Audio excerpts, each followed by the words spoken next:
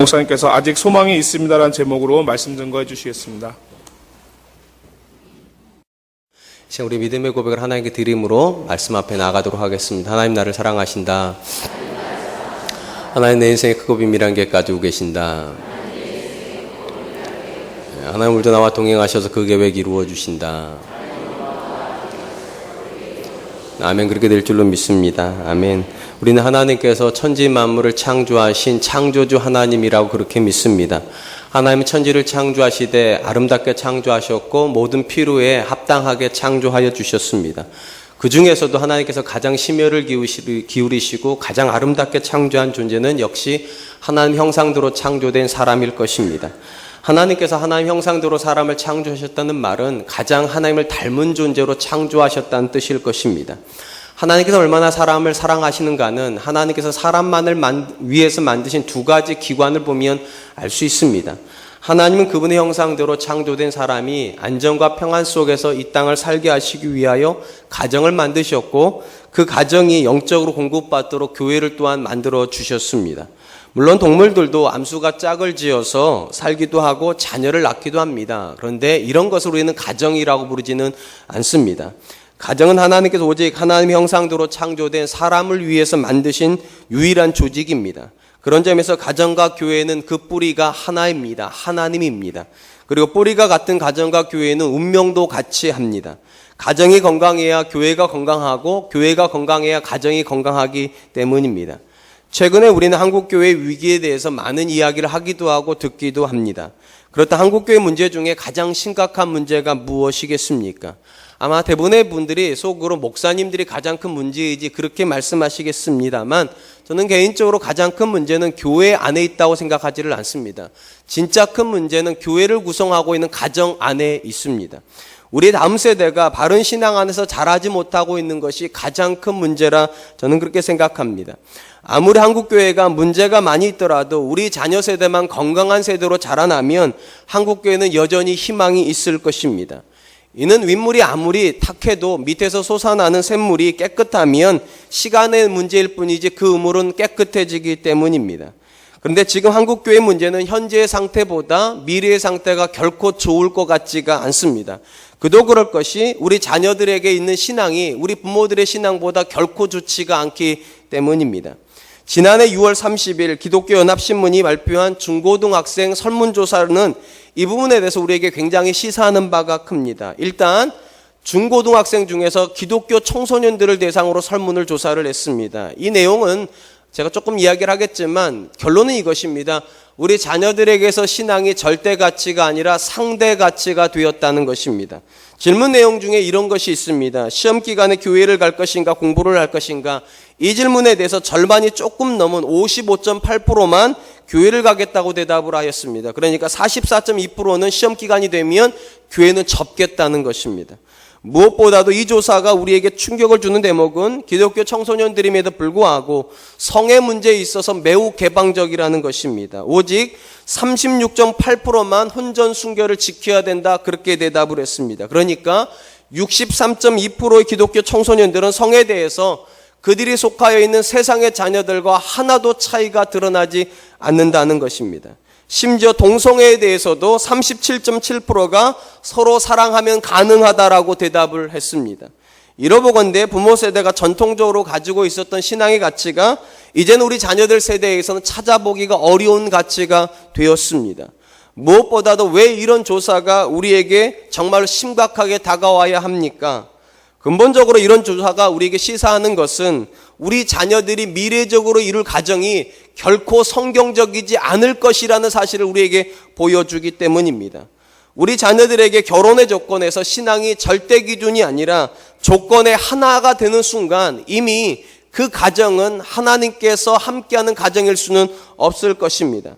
하나님께서 계획하신 가정은 하나님을 사랑하는 남녀가 신앙의 울타리를 가지고 순결한 상태에서 서로 사랑을 하여 연합을 하고 깨끗한 상태에서 건강한 세대를 얻어 그들에게 하나님께 주신 신앙을 전수하는 기관이기 때문입니다. 조금 길게 말했지만 간단히 말하면 성경이 말하는 가정은 신앙의 울타리 안에 있는 것이고 순결한 남녀가 만나는 것이고 신앙의 전수가 되는 현장이어야 된다는 것입니다. 그런데 우리 자녀들의 의식 상태를 놓고 보면 그 자녀들이 신앙 안에서 결혼할 가능성 거의 없어 보입니다. 또한 순결한 상태에서 남자와 여자가 만나리라는 것도 보장하기가 어려울 것 같습니다. 그러면 가정은 건강하지 않을 것입니다. 그러면 가정이 건강하지 않으면 당연히 교회도 건강하지 않을 것입니다. 그래서 진짜 오늘날 교회 문제는 교회 안에 있는 것이 아니라 교회를 구성하고 있는 가정에 있다라고 제가 말씀드리는 것입니다.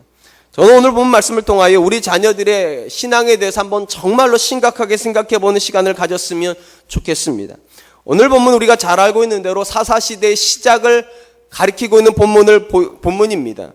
성경에서 영적인 암흑기라고 부르는 시대가 바로 이 사사기입니다. 그런데 참으로 아이러니한 것은 이 사사기 시대를 시작한 자녀들이 어떤 자녀들인가입니다. 그들의 부모는 이스라엘 역사에서 가장 뜨거웠던 신앙을 고백했던 부모들입니다. 그런데 그 부모들이 낳은 자녀들이 사사기 암흑기를 시작하는 이들이 되어버렸다는 것입니다.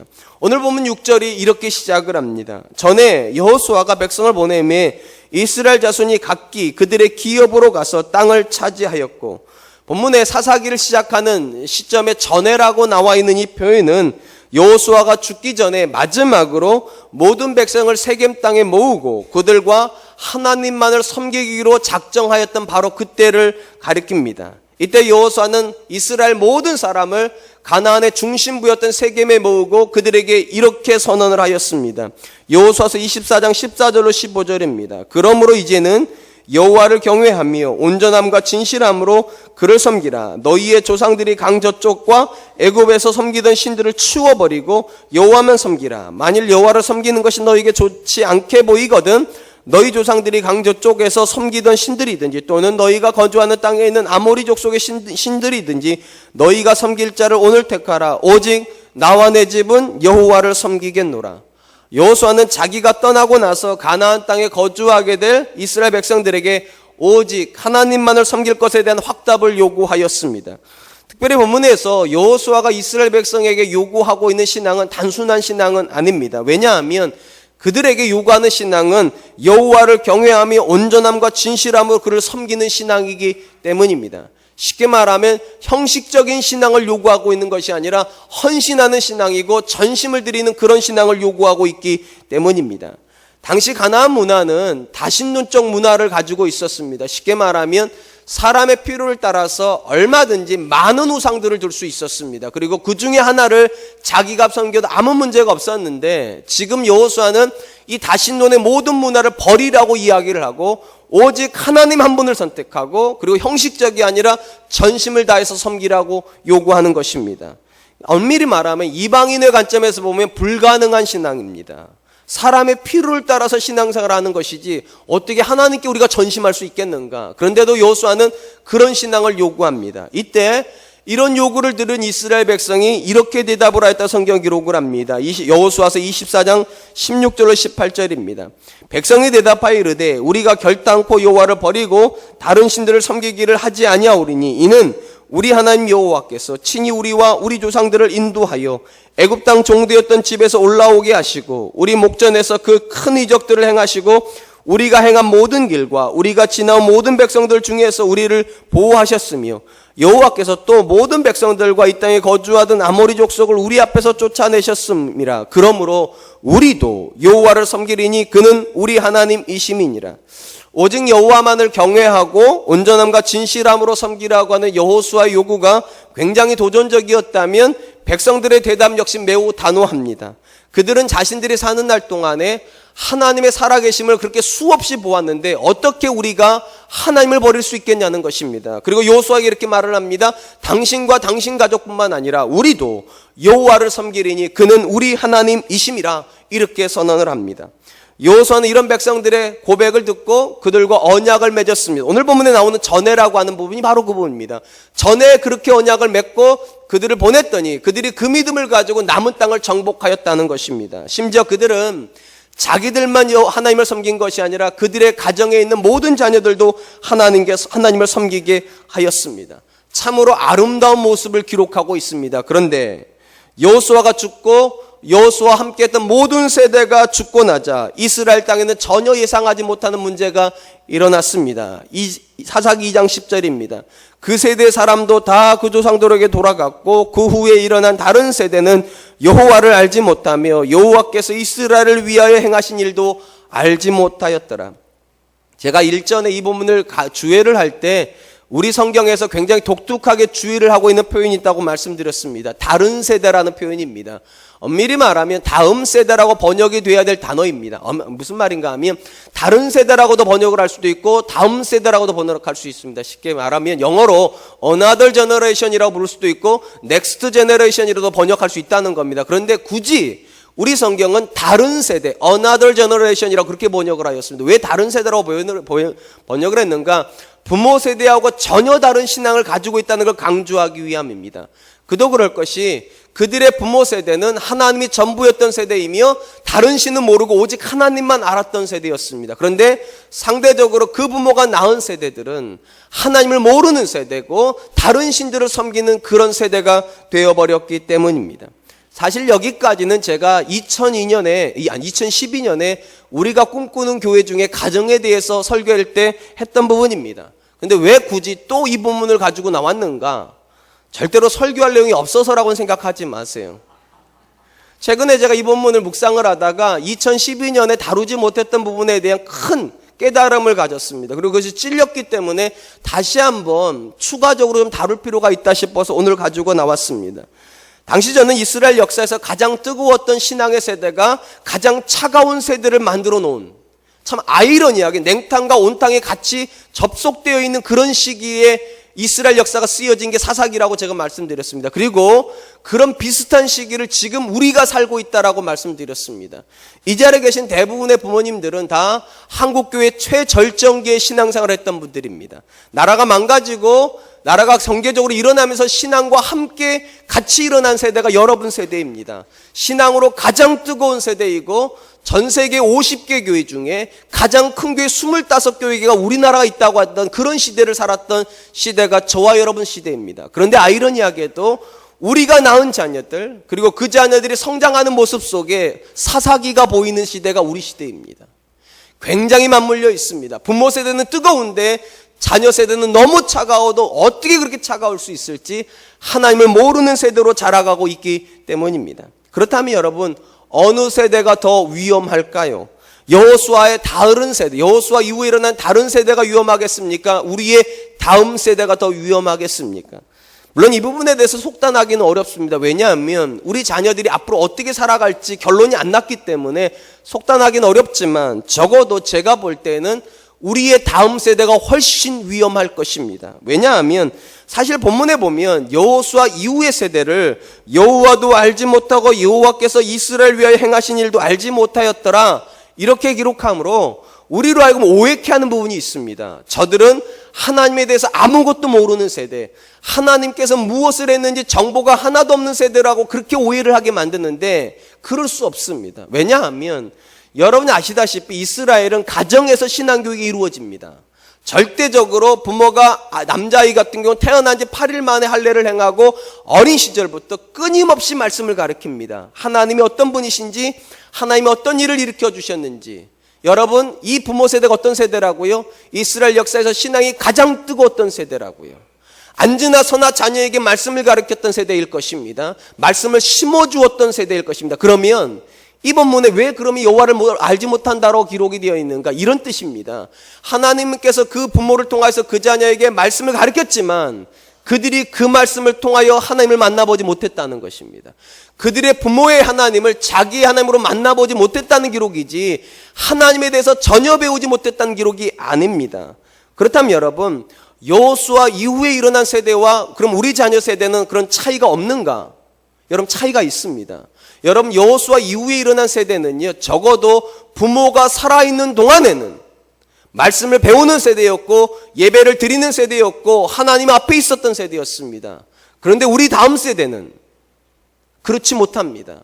우리가 잘 알고 있는 대로 어른들은 복음화율이 18% 정도가 된다고 합니다. 한국교회가.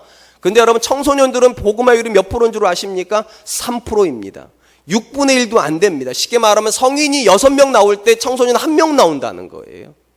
이게 뭘 말하는가?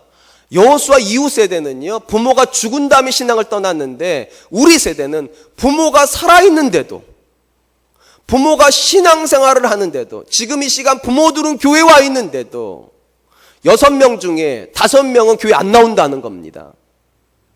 놀라지도 않는 거 보세요. 왜 안 놀랄까요? 이게 현실이니까요. 우리가 다 알고 있어요, 그것이. 여러분, 이게 왜 충격이어야 되는가? 여러분, 여호수아 세대는요, 적어도 부모가 살아있는 동안에 그들은 신앙생활을 했습니다. 우리 자녀 세대는 부모가 살아있는데도 신앙의 가치를 전혀 모릅니다. 교회를 와야 될 이유를 전혀 모릅니다. 누가 더 위험합니까? 제가 보기에는 우리 다른 자녀들이 훨씬 더 위험합니다. 적어도 여호수아 세대는 그들이 떠나기 이전에 이미 말씀에 대한 충족한 교육을 받았고 예배에 대한 충족한 공급을 받았습니다. 그런데 우리 자녀들은 그렇지 못합니다. 한번 곰곰이 생각해 보시기 바랍니다. 여러분, 하나님께서 이 사사시대의 사람들을 버리셨습니까? 안 버리셨습니까? 안 버리셨습니다. 암흑기인데도, 신앙을 다 버린 사람들인데도 하나님께서 안 버리셨습니다. 안 버리셨던 증거가 무엇인가? 이 시대를 사사시대라고 부른다는 게 증거라니까요. 암흑시대라고 부르지 않아요. 여러분, 사사시대라는 말이 뭔가?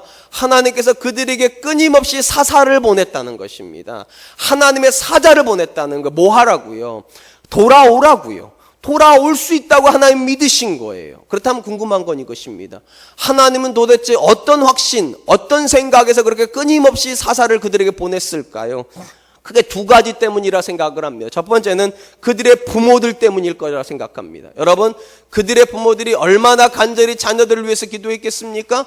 그들의 부모가 얼마나 간절히 자녀들에게 신앙을 물려주려고 애썼겠습니까? 하나님이 그 부모들이 불쌍해서라도 사사를 보냈을 거라 저는 생각을 합니다. 두 번째 가능성이 더 큰 가능성입니다. 하나님은 그들이 돌아올 근거가 있다라고 믿으셨을 것입니다. 왜냐하면 그들은 말씀을 아는 세대라니까요. 말씀을 배운 세대라니까요. 다만 살아있는 말씀을 경험 못했을 뿐이에요. 그러니까 하나님께서 사사를 통하여서 하나님의 살아계심을 보여주면 그들이 돌아올 거라고 하나님 생각하셨음에 틀림이 없습니다.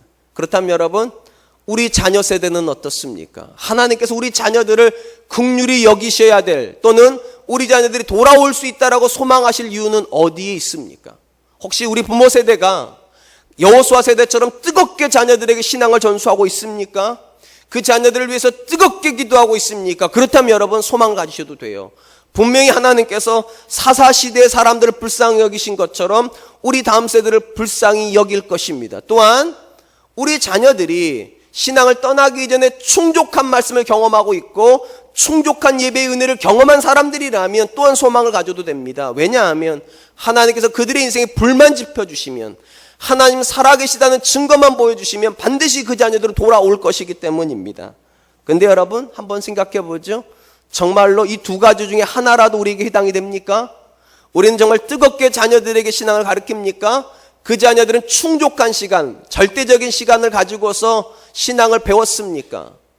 굉장히 안타까운 것은 우리 부모님들은 대부분 다 이 자리에 앉아 계신 분들이 한국교회 절정의 신앙생활을 했기 때문에 성경 공부도 굉장히 많이 했던 분들일 것입니다. 예배도 굉장히 많이 드렸던 분들일 것입니다. 그런데 아이러니하게도 이 세대의 부모님들은 자녀들에게 성경을 물려주지 않았고 돈을 물려주었으며 교회를 물려주지 않았고 세상을 물려주었습니다. 왠지 아십니까? 여러분들이 또한 한국 경제 부흥의 일조를 한 분들이기 때문입니다. 쉽게 말하면 한국교회는요, 경제와 함께 성장을 했습니다. 두 가지는 뗄래 뗄 수가 없어요. 그러니까 1950년에 나라가 망가지고 불과 60년 만에 우리가 G12에 들어가는 나라가 됐잖아요. 이거 세계 역사에 없는 나라예요. 쉽게 말하면 신앙도 부흥했고 경제도 부흥을 했습니다. 근데 엄밀히 말하면 신앙이 먼저 부흥을 했습니다. 그 다음에 경제가 따라왔습니다. 그런데 우리 부모는 어떻게 했는가? 경제를 먼저 넣어주려고 합니다. 여기에서 문제가 발생하는 것입니다. 우리 자녀들이 신앙을 배울 수 있는 시간이 없어요. 경제를 먼저 넣어주니까요. 성공을 먼저 넣어주었으니까. 그러니까 쉽게 말하면 여호수아 세대와 우리는 좀 다른 세대입니다. 똑같이 우리의 부흥은 있는 건 맞는데 자녀들에게 접근해 나가는 방식이 정반대입니다.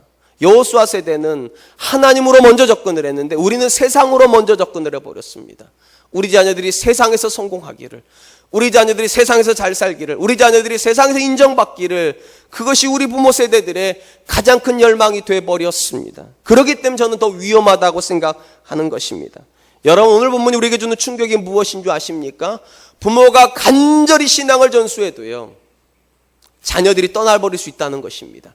간절히 전수를 해도. 근데 여러분, 우리가 그 정도로 간절하지 않는다면 어떤 일이 벌어집니까? 지금 우리의 문제들 벌어지는 거죠. 부모가 살아있음에도 불구하고 신앙이 들어가지를 않습니다. 왜냐? 부모에게 간절함이 없기 때문입니다. 그러므로 사랑하는 성도 여러분, 엄밀히 말하면 이 사사기보다 더 어두운 시기가 지금 우리 앞에 놓여 있습니다. 우리는 우리 자녀들 세대가 신앙생활 한다라고는 확신을 가지지 못하는 시대예요. 심지어 저는 목사임에도 불구하고 우리 두 자녀에게 걱정스러운 게 그것이에요. 나보다는 신앙생활을 잘 하려나. 참 이게 안타까운 것이, 우리 어머니 아버지는 목사님 아니었습니다. 그냥 안수 집사님이고 권사님인데, 근데 그분들이 낳은 저는 목사가 됐어요. 근데 저와 제 아내는 목사와 사모인데, 과연 우리 두 사람이 낳은 두 아들이 과연 나보다 나은 사람이 될 수 있을까? 솔직히 교계가 갸우뚱거려집니다. 그러니까 저도 참 이 말씀 앞에 서면 두렵습니다. 과연 우리 자녀들에게 신앙이 남아있을 수 있을까? 내가 그들 곁을 떠난 다음에도 그들은 과연 믿음 안에 서 있을 수 있을까? 현실적으로 놓고 보면 굉장히 절망스럽습니다. 사실 여기까지는 2012년에 했던 설교의 거의 대부분입니다. 굉장히 절망스럽습니다. 근데 여러분, 오늘 2015년이잖아요. 이제 희망을 좀 이야기해 보려고 합니다. 이 본문에서 제가 희망을 보았습니다. 여러분 잘 생각해 보시기 바랍니다. 어쩌면 이 본문은 우리에게 굉장히 희망을 주고 있습니다. 여러분, 여호수아 세대는요, 그들이 죽은 다음에 자녀들이 변인질이 돼버렸어요. 쉽게 말하면 부모가 할 수 있는 게 아무것도 없어요. 죽어버리고 나니까. 만약에 한번 생각해 보시기 바랍니다. 여호수아 세대가 자기들이 죽고 나서 자녀들이 이렇게 변진될 거라는 걸 알았다면 어떻게 했을까요? 절대로입니다. 저는 확신할 수 있습니다. 더 열심히 신앙 가르쳤을 것입니다. 더 부지런히 신앙을 전수했을 것입니다. 왜냐? 그들은 몰랐기 때문에 그 정도 가르친 거예요. 몰랐기 때문에 그 정도 헌신시킨 거예요. 알았으면 절대로 그렇게 하지 않았을 거예요. 더 부지런히 가르쳤을 거예요. 다행스러운 것은 우리는 그들이 못 보았던 자녀들의 미래를 우리 시대에 보고 있습니다. 우리가 살아있는데도 자녀들이 신앙생활 안 한다면, 여러분 떠나면 절대로 안 하는 겁니다. 절대로 안 하는 거예요. 그런데 소망이 있어요. 아직 우리는 살아있어요. 그 자녀들을 위해서 뭔가를 할 수 있는 시간이 남아있어요. 그러니까 이 안에서 절망도 우리가 보지만 소망도 보는 거예요. 어찌 보면 하나님께서 한국교회를 사랑한다 싶어요. 만약 우리 자녀들이요, 우리가 살아있는 동안에는 신앙생활 하는 척 하다가 우리가 죽으면 다 떠나버리면 우리가 어찌 할 거예요. 근데 어찌 된 일인지 우리가 살아있는데도 자녀들이 신앙을 버려요. 떠나요. 그러면서 오늘 본문 말씀을 듣게 해요. 가능성이 있어요. 사랑하는 성도 여러분, 여러분이 살아있는 게 가능성이에요. 여러분들에게 시간이 남아있는 게 가능성이에요. 그 가능성을 가지고 뭐 하시겠습니까?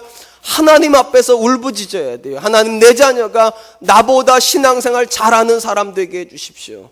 여러분, 어떤 부모가 자녀를 잘 키운 자녀입니까? 저는 이렇게 생각을 합니다. 부모를 위해서 기도하는 자녀는 잘 큰 자녀입니다. 하나님, 내 아빠가 기도하는 아빠 되게 해주세요. 하나님, 내 엄마가 말씀으로 나를 양육한 엄마 되게 해주세요. 그렇게 기도하는 자녀면 잘 키우신 거예요. 공부를 잘하든 못하든, 성공했든 못했든 잘 키운 자녀예요. 그런데 매일같이 돈밖에 모릅니까? 매일같이 성공밖에 모릅니까? 매일같이 출세밖에 모릅니까? 잘 크지 않았어요, 성경적으로는요.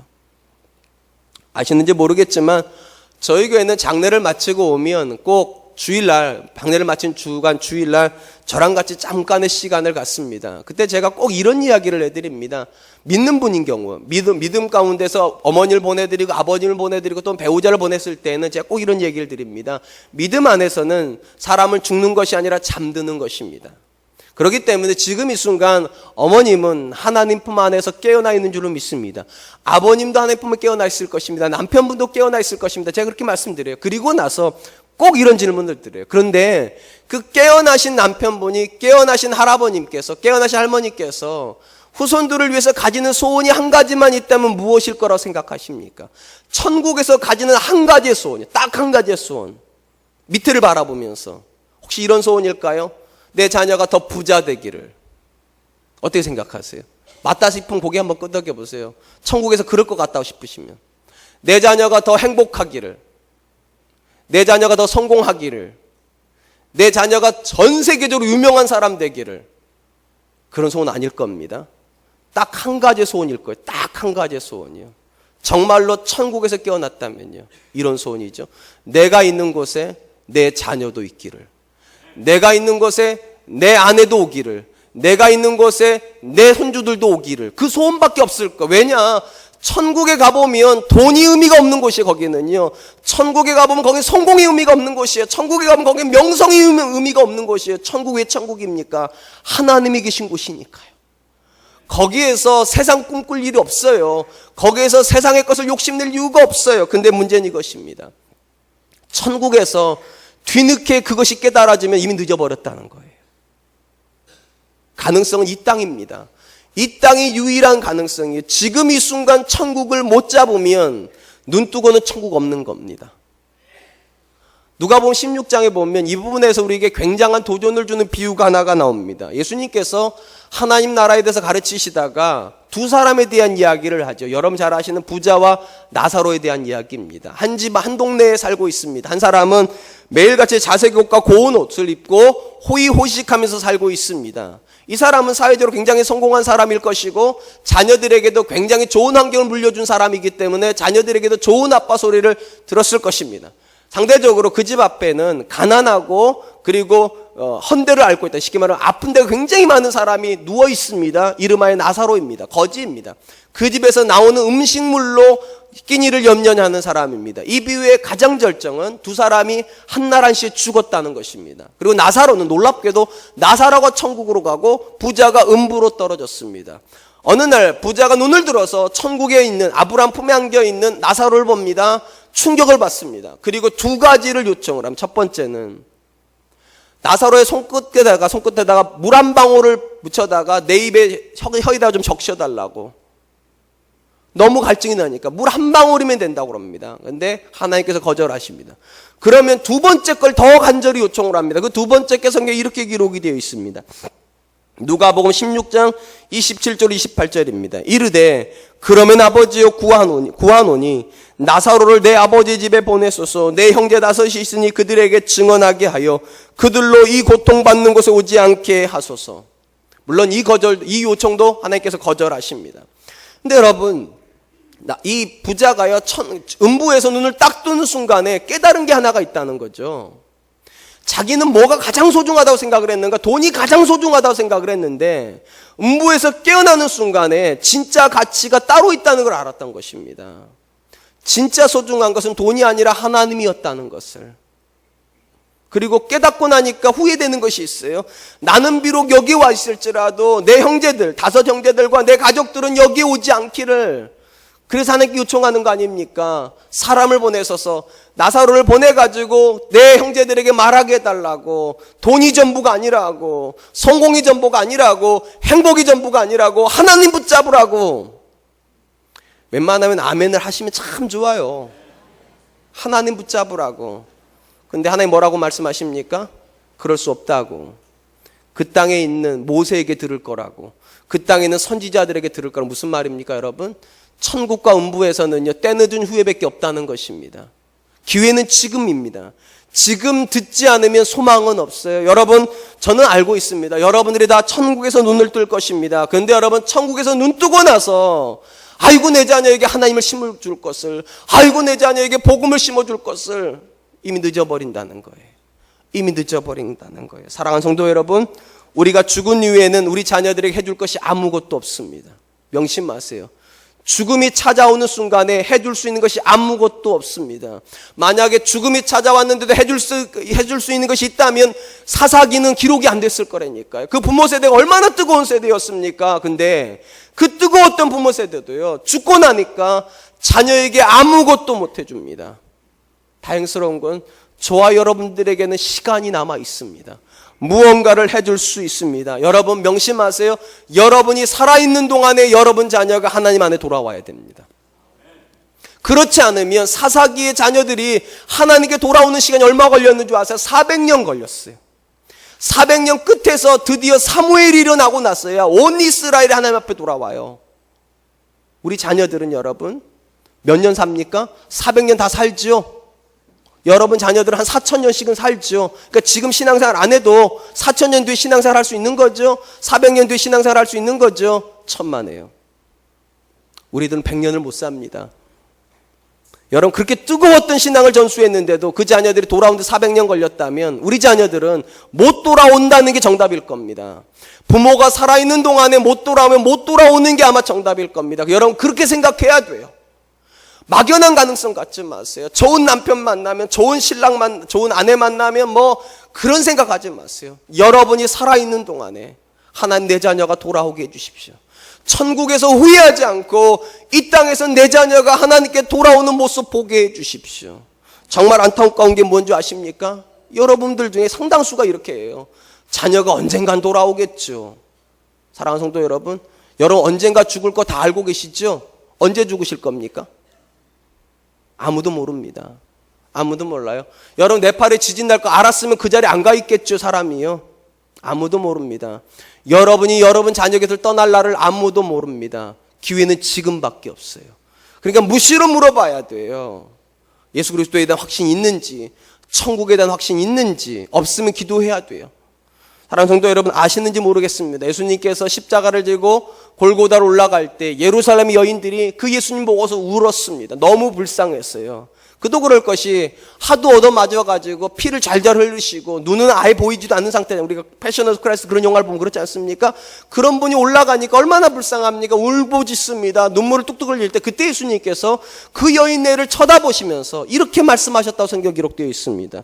누가복음 23장 28절, 예수께서 돌이켜 그들을 향하여 이르시되 예루살렘의 딸들아 나를 위하여 울지 말고 너희와 너희 자녀를 위하여 울라. 나를 위해서 울지 말고 너하고 내 자녀를 위해서 울어라. 참 이상한 일이죠. 불쌍한 사람은 예수님인데, 사실은 죽을 사람도 예수님인데 예수님을 위해서는 울지 말래요. 그리고 멀쩡하고 행복해 보이는 너와 너 자녀를 위해서 울어라. 왜 그럴까요? 예수님은 이미 천국이 보장되신 분이에요. 그러니까 울 필요 없다는 거예요. 그런데 너와 너 자녀는 어떠냐는 거예요. 여러분 누구 때문에 예수님이 죽으시는 겁니까? 그들이 예수님을 십자가에 못 박았기 때문에 죽은 거예요. 그렇다면 여러분 그들은 구원받을 가능성은 없어요. 그들의 자녀들도 구원받을 가능성은 없어요. 그러니까 울으라고 말하는 거예요. 사랑하는 성도 여러분, 여러분 자녀가 교회를 안 나오는 문제 때문에 얼마나 우십니까? 여러분 자녀들이 신앙생활 하지 않는 것 때문에 얼마나 애통해 하십니까? 혹시 그런 거는 전혀 애통해 하지 않으면서 성적 떨어진 것 때문에, 건강 나빠진 것 때문에, 또는 결혼이 안 되는 것 때문에, 직장이 안 생기는 것 때문에, 그런 것 때문에만 울고 있지는 않습니까? 뭐가 진짜 울어야 될 제목일까요? 우리에게 소망이 남아있다고 말한 이 시간 동안 우리가 뭐를 우리 자녀들에게 해주어야 될까요? 엄밀히 말하면 여러분이 안 해줘도 되는 것들을 여러분이 하면 안 됩니다. 여러분들이 그 자녀에게 돈 안 줘도 됩니다. 그 자녀들이 여러분보다 유능합니다. 여러분들이 그 자녀 인생 걱정 안 해도 됩니다. 여러분보다 그 자녀가 더 똑똑합니다. 뭘 걱정을 하세요? 근데 여러분이 여러분 자녀보다 나은 부분이 있습니다. 여러분들은 하나님을 먼저 만났습니다. 그게 여러분이 여러분 자녀보다 나은 부분입니다. 그리고 여러분들이 여러분 자녀에게 해줘야 될 부분도 역시 그거입니다. 여러분이 살아있는 동안에 소망이 아직 남아있을 때 그 자녀를 위해서 울어야 될 것입니다. 그래야지만 그 자녀가 돌아올 수 있을 것입니다. 사랑하는 성도 여러분, 여러분 자녀 다 사랑하시죠? 예, 자녀 안 사랑하는 부모는 없습니다. 부모가 자녀를 사랑할 때 어떻게 사랑합니까? 가장 좋은 것 줍니다. 가장 좋은 걸 줘요. 그저께 제 아들 녀석이 돈을 좀 입금을 하랍니다. 체크카드에다가. 왜 입금을 했나? 신발을 한 컬레 사야 되겠답니다. 이제 물론 한 1년 됐어요, 안 산 지가. 그래서 시험도 끝났으니 친구랑 이제 쇼핑 나왔는데 너무 마음에 드는 신발이 있다고, 사야 되겠다고 돈을 좀 입금하랍니다.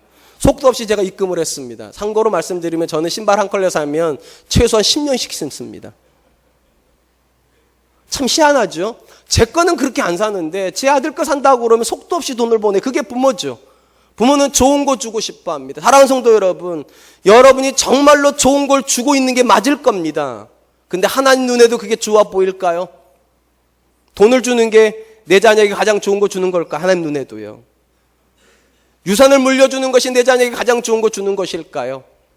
나 떠나고도 내 자녀가 10년, 20년, 30년 살 수 있을 만큼 풍요로운 뭔가를 남겨놓는 것이 내 자녀를 사랑하는 것일까요? 성경은 그렇게 말하지 않아요. 예수님께서 우르라고 말하는 건 딱 하나의 제목이에요. 그들 자녀에게, 그리고 그들에게 예수님이 없다는 거예요. 그것이 우리가 우려해야 될 제목입니다. 사랑하는 성도 여러분, 저는 우리 자녀들이 우리 부모들 앞에서 신앙생활을 배울 수 있었으면 정말 좋겠습니다. 제가 이런 눈물을 한번 생각해 봐서 천국문 앞에서 흘리는 눈물이요. 저는 제가 보기에 이 자리에 앉아있는 대부분 부모님들은 다 천국에 들어갈 것 같습니다. 왜냐하면 이렇게 열악한 교회를 다니는 분들 정도면 신앙 다 있는 분들이잖아요. 좋은 교회도 많았고 편안한 교회도 많은데 굳이 이렇게 힘든 교회를 선택한 걸 보니까 다 신앙이 있는 분들인 거 맞아요. 그러니까 제가 볼 때 저와 여러분들은 천국에서 만날 가능성이 굉장히 농후합니다. 그런데 우리 자녀들도 그 천국에서 만날 수 있을까요? 혹시 우리 자녀들은 천국문 앞에서 울고 있지는 않을까요? 하나님 앞에 억울해서요. 하나님 왜 나한테 저런 부모 주셨냐고. 자기는 들어가면서 나는 못 들어가게 했지 않았냐고. 나는 억울합니다. 하나님 차라리 나한테 좋은 부모를 주시고서 날 천국에 못 집어넣으시든지 하셔야지. 자기는 신앙생활 다 하고 나는 세상에서 살라고 그렇게 가르쳐 놓고서는 본인은 천국에 들어가 있고 나는 못 들어가지 않냐고. 하나님 억울하다고. 너무 억울하다고. 나한테도 정원준 목사 같은 아버지 주시지. 여러분 그런 눈물 흘리지 않아야 되지 않겠습니까? 여러분 사는 날이 얼마나 있으실 것 같습니까? 제가 정말 놀라는 게 뭔지 아세요? 저 아침에 일어나서 거울 볼 때마다 깜짝깜짝 놀라요. 제가 자주 말씀드리잖아요. 저는 아직도 제가 한 10살쯤밖에 안 돼 보이는데 거울 앞에 서 있는 우리 아버지가 있어요. 거울 앞에. 분명히 내가 서 있는데 우리 아버지가 거울에 있어요. 저한테 아빠라고 부르는 18살짜리가 있어요. 제가 가끔 그런 생각을 해요. 내가 교통사고 나가지고 의식을 잃었다가 깨어났는데 내가 18살짜리 아들이 있다면 내가 깜짝 놀랄 것 같아요. 내가 그렇게 늙었나? 내가 그렇게 많이 살았나? 근데 여러분 그렇게 사셨어요. 삽시간에 이 나이 되셨잖아요. 언제 자녀 곁을 떠날지 보장하실 수 있어요? 없어요. 시간은 지금이에요. 지금이 아니라 내일은 우리의 시간이 아닙니다. 언제든지 자녀에게 신앙을 전수할 수 있는 게 아닙니다. 지금밖에 없어요. 사랑하는 성도 여러분, 이것이 우리에게 아픔이었으면 좋겠습니다. 이것이 우리에게 고통이었으면 좋겠습니다. 내가 살아있는데도 내 자녀가 하나님을 떠나고 있다. 이제 말씀 맺으려고 합니다. 분명 사사시대는 이스라엘 역사에서 가장 큰 불행의 역사입니다. 살아계신 하나님을 경험한 부모 세대가 신앙을 전수했음에도 불구하고 그들은 하나님을 모르는 세대가 되어버렸습니다. 근데 여러분 지금 우리가 살고 있는 시대는 더 어둡습니다. 신앙을 알고 있는 부모가 자녀를 키우는데도 그 부모가 살아있는데도 자녀들이 신앙을 버려버립니다. 분명히 절망스럽습니다. 그런데 아직 소망이 있습니다. 우리가 살아있기 때문에요. 하나님의 살아계심을 알고 있는 우리가 살아있기 때문에 아직 소망이 있습니다. 여러분 자녀를 변화시킬 수 있는 유일한 가능성이 여러분입니다. 절대로 여러분 자녀가 스스로 변화될 걸 기대하지 마세요. 스스로 돌아올 걸 기대하지 마세요. 절대로 그렇게 되지 않아요. 스스로 돌아올 수 있었다면 하나님께서 사사 안 보냈어요. 절대로 안 보냈어요. 사사를 보냈는데도 그들은 안 돌아왔어요. 400년간이요. 그럼 여러분 답은 나와 있는 거예요. 우리가 우리 자녀들을 하나님 앞에 세워놓지 못하면 그 자녀들은 절망스러울 거예요. 사랑하는 성도 여러분, 인생은 그렇게 길지 않습니다. 흔히 품 안의 자식이라고 그러지 않습니까? 결혼하고 나 떠나면 더 이상 내가 어떻게 해보지도 못하는 게 돼요. 혹시 여러분 자녀가 아직 떠나지 않았습니까? 울부짖으세요. 하나님, 내 자녀가 하나님 만나게 해주십시오. 이미 떠나버린 자녀가 있습니까? 나 바깥에 나가서 결혼해버렸습니까? 여러분 더 울으세요. 그 자녀는 변화시킬 가능성이 정말로 없어요. 하나님, 그에게 좋은 사람 만나게 해주십시오. 신앙에 좋은 사람 만나서 도전받게 해주십시오. 그래서 돌아오게 해주십시오. 지금은 울어야 될 때입니다. 우리가 너무 행복에 도취해가지고 내 자녀가 돈 많이 번다고, 내 자녀가 좋은 회사 다닌다고, 내 자녀가 좋은 학교 다닌다고 거기에 행복에 도취해서 내 자녀에게 하나님 있는지 예수님 있는지 복음 있는지 살펴보지도 않는 세대예요. 지금이야말로 울어야 됩니다. 2월 달에 우리 자녀들을 위해서 한번 특심으로 울어보지 않으시겠습니까? 그 자녀를 붙잡고 기도해 보지 않겠습니까? 엄마가 권사쯤 되셨는데, 아빠가 장로쯤 되셨는데 그 자녀가 신앙을 떠났다면 여러분 정말 울어야 되지 않겠습니까? 아빠가 목사쯤 됐는데, 엄마가 사모쯤 됐는데 그 자녀가 신앙을 떠났다면 그거야말로 정말 울어야 되지 않겠습니까? 사랑하는 성도 여러분, 우세요. 하나님께서 긍휼히 여겨주실 줄로 믿습니다. 우리를 긍휼히 여겨주시고 우리 자녀를 긍휼히 여겨주셔서 한국교회에 있는 사사기를 반복하는 역사를 안 쓸 수 있기를 주님의 이름으로 축원드리겠습니다.